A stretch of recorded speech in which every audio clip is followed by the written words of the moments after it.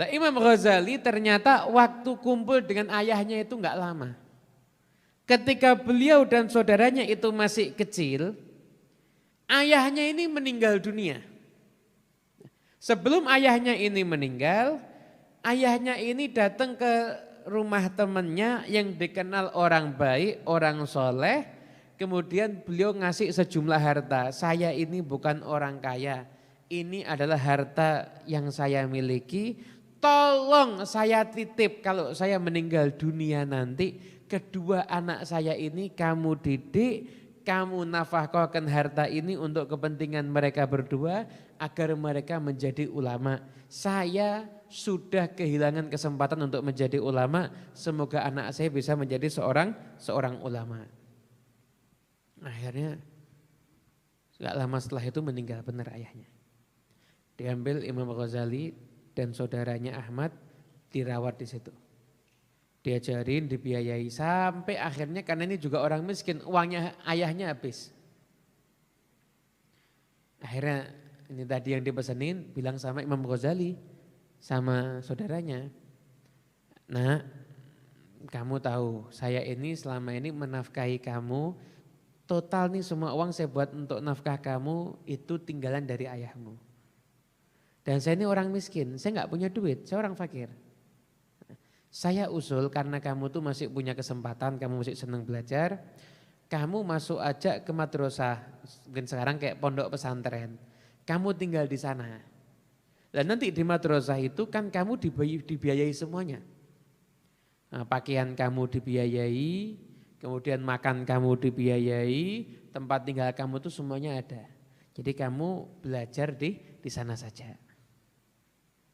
Benar akhirnya Imam Ghazali ketika itu belajar di pondok tersebut, Imam Ghazali. Jangan ditaruh atas, yang ini tidak enak nanti. Menimbulkan kecemburuan sosial akhirnya. Biasanya kalau ada sesuatu itu sudah dilihat sama orang banyak dan diincar sama orang banyak nanti kena ain biasanya. Semoga ini gelasnya gede sendiri nggak kena ain ini insyaallah ini. Jadi tidak mampu membiayai, akhirnya satu dititipkan di pondok pesantren. Akhirnya Imam Ghazali masuk ke pondok pesantren. Berarti pertama kali niatnya Imam Ghazali ke pondok pesantren mau cari ilmu atau cari nafkah hidup? Nafkah hidup kan? Sampai-sampai itu beliau abadikan dalam perkataan beliau, "Talabnal ilma li ghairillah fa'abal ilmu illa ayyakuna lillah." Aku ini awal mencari ilmu bukan karena Allah. Tapi ilmunya enggak mau kecuali harus saya cari karena Allah Subhanahu wa taala. Di akhirnya beliau ketika memang awalnya mencari ilmu bukan karena Allah, namun akhirnya ilmunya itu beliau dapat setelah beliau mencarinya karena Allah Subhanahu wa taala. Imam Ghazali. Kemudian saya itu Imam Ghazali belajar di madrasah tersebut. Belajar dan terkenal beliau itu jadi pemuda yang pintar. Ketika beliau sudah mulai pintar, beliau mondar-mandir ke daerah Jurjan. Nah, Jurjan itu ada ulama, namanya Abi Nasr al-Ismaili. Itu suka nyambut, suka ngurusin para santri. Imam Ghazali mondar-mandir ke Jurjan. Dan ketika itu beliau nulis semua ilmu yang beliau dapat di satu kertas, kumpulan kertas begitu. Kasih nama ta'liqat, ada catatan-catatan begitu.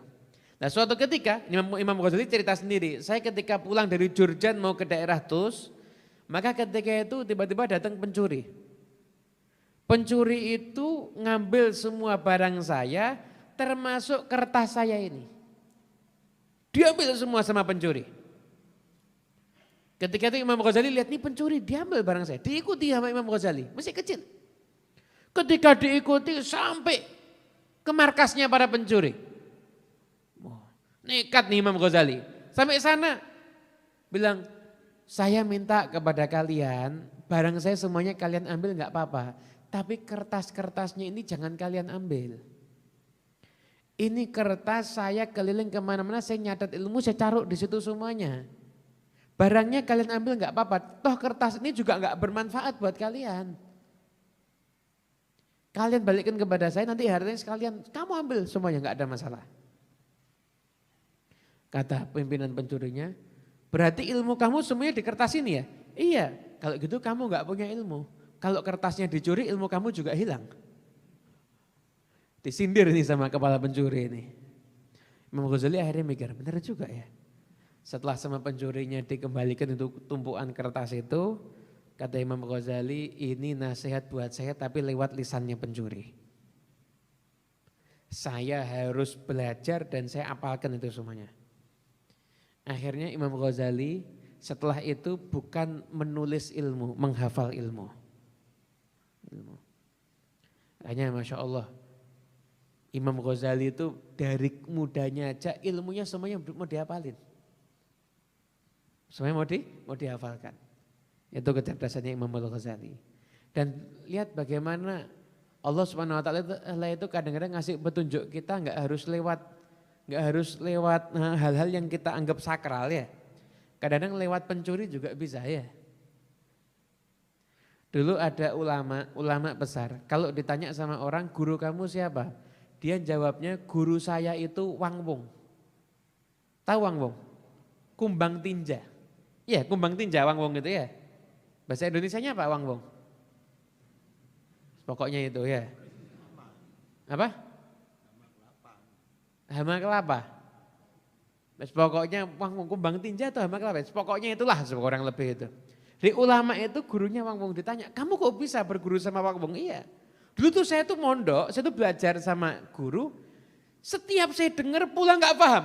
Dengar lagi pulang nggak paham. Sampai saya tuh udah mau putus asa.